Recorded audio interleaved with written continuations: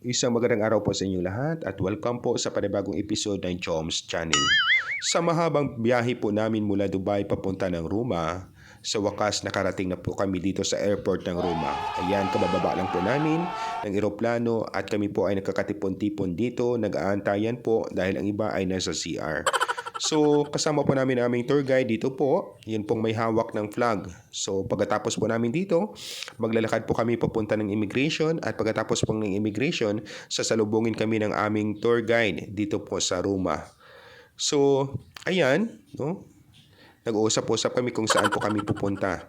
So, tinuruan po kami ng isang tao dito po sa gilid, no? Na doon po ang immigration sa kabila. So, ayan po, sumakay po kami ng elevator at ayan, pupunta na po kami ng immigration para magpatatak ng aming passport.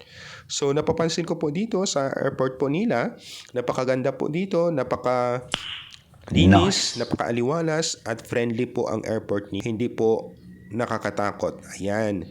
Ayan po, naglalakad na po kami papunta ng immigration. So, dito po sa immigration, no, mahaba po yung pila. No, nakikita na po namin dito po sa immigration na medyo mahaba pong pila dahil ang iba po pala ay nauna na at ang iba ay kami po ang nahuli. No? Yung mga kasamahan po namin sa eroplano ay nauna na at medyo mahaba-haba po yung pila. Pero hindi katulad po ng Pilipinas na sobrang haba ang pila. Dito, kakaunti lang lamang. So ayan po, nandito na po kami, tapos na po kami sa immigration at kinuha na po namin ang aming mga bagahe at nandito na kami katipon-tipon dito po sa gilid. Ayan yung aking kasamahan. So, nakaupo na dahil pagod po. So, ayan po yung iba nandito po sa gilid at sila po ay nag-aantay.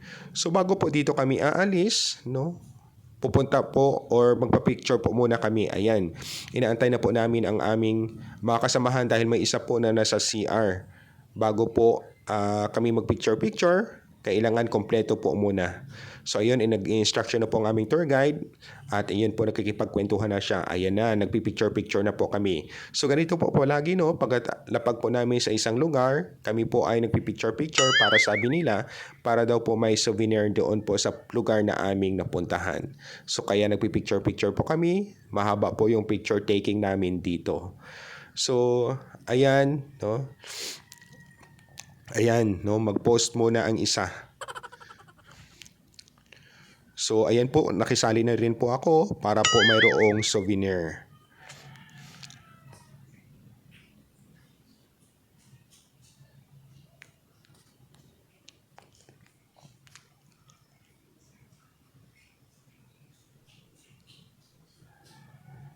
So ayan po, pagkatapos po namin ng picture taking, kinuha na po namin ang aming mga bagahe at kami po ay maglalakad patungo po ng aming bus. So kanya-kanya pong buhat ng kanyang mga bagahe at pupunta na po ng bus. So ayan po, wala na pong tao sa aking likod. Ako po palagi dito ang huli. No? Dahil tinitingnan ko po kung ano po yung nangyayari sa likuran ko, kung may naiwan ba at kung sino po ang nariyan. So ayan po, no? Nag-antay po muna kami. So lumalabas na po kami ng airport, naglalakad na po kami papunta po ng aming bus o ng aming sundo. So katulad ng Pilipinas, mayroong Bay 1, Bay 2, Bay 3, Bay 4, Bay 5, Bay 6, Bay 7, Bay 8, Bay 9, Bay 10. Na kung saan ito po yung waiting area ng mga taong susunduin. So dito po, nandito na po kami sa aming bus at nilagay na po namin sa gilid ang aming mga luggage. So ang driver na po bahala dyan dahil siya po ang nakakaalam para po kung paano po magkamada ng mga luggages dito po sa loob ng compartment o sa lalagyan po ng mga bagahe. So ayan, naglalakad po kami papunta po ng Coliseum. No, napakarami pong tao dito. Ayan po si attorney.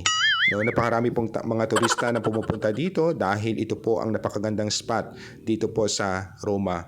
So, ang Coliseum na ito po yung sa history, ito po yung ginagawa ng mga nilalaroan ng mga gladiator, yung patayan dito po na kung saan ito po yung remains na natitira po dito, pinapangalagaan, rigid sa lahat, iniingatan po ng gobyerno dito po sa Italia, sa Roma. So ngayon, nandito na po kami sa Coliseum at ako po ay namangha dahil sa ganda po ng Coliseum na ito. So napakarami pong turista, napakarami pong pumupunta dito, napakarami pong tao mula sa iba't ibang nasyon para makita masilayan ang ganda po ng Coliseum na ito. So ayan, nasa likod ko po, ayun po ang kabuuhan. Malawak po ito, malaki po ito, at dito po sinushootingan, no, ng gladiator. Sa history, kung sino pong malakas, sino pong magaling makapag-away, siya po ang tatawaging gladiator.